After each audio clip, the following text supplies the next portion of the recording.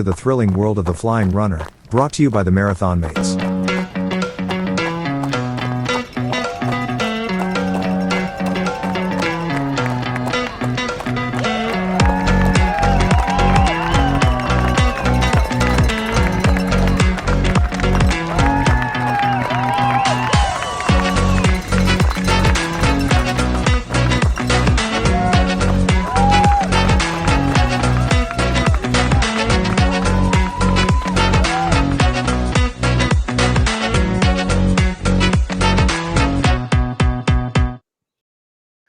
Hey there, it's Tony from the Flying RuNR, and welcome to Out and Back. Out and Back is the turnaround point for your weekly running journey. It's so hard to believe we are now in the final month of 2024.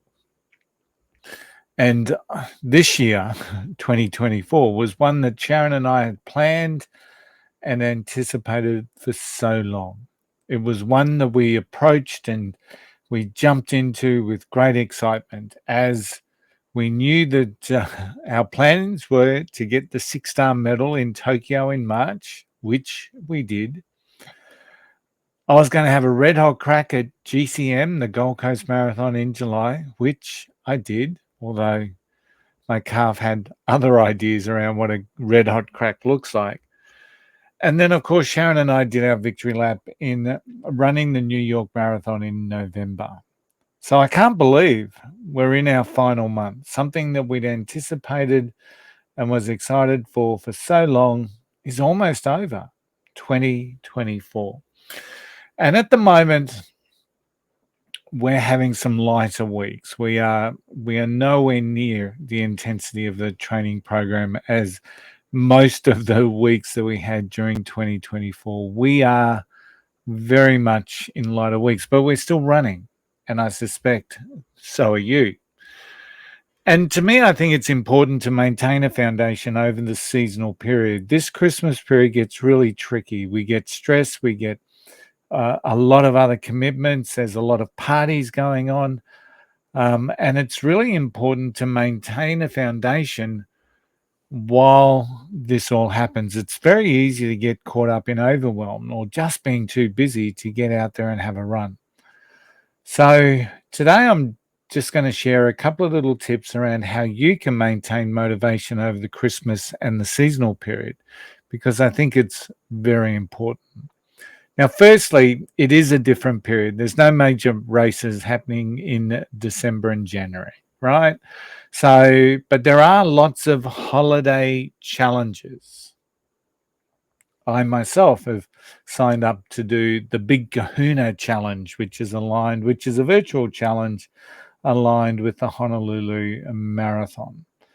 And a virtual challenge like the Big Kahuna can keep you motivated and starting to plan at least some runs there over the course of December. It keeps you motivated. It keeps you aligned. So set some holiday goals. Do some holiday challenges, and just to maintain that constancy of your workouts. Plan some fun runs. You know, if you're part of a running community, a running group, plan some themed runs. Maybe do a Santa run for want of one idea, a Santa run. We see in America towards the end of November, we see a lot of turkey trots, right? Which is aligned to Thanksgiving. So think of a theme that aligns with your Christmas holidays and grab some friends and go out and do a run. And don't forget also that park runs, there are a number of park runs that will be running on Christmas Day. So that's always good to maintain your motivation. But I think it's also important to lighten our load during this year and to have a little bit of a breather. It's really important to focus on maintenance, maybe instead of building, into some pretty hefty goals or some long runs. So adjust goals and try and keep it as stress-free as you possibly can. There's enough stress around Christmas without starting to stress that you didn't hit a long run. And I guess also look at things like short and sweet. So your workout should be shorter and sweeter. We become very time poor during this time of year.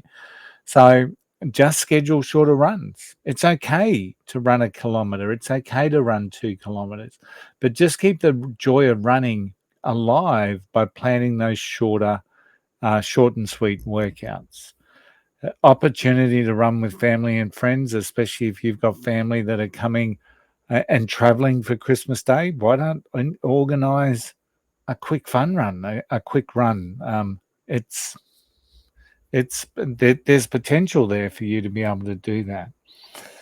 And one that I hadn't thought of, but has been shared with me, is put some holiday spirit into some of your running playlists. So instead of listening to your motivational songs that come through on your playing list, add in a couple of the festive songs and really get in the mood.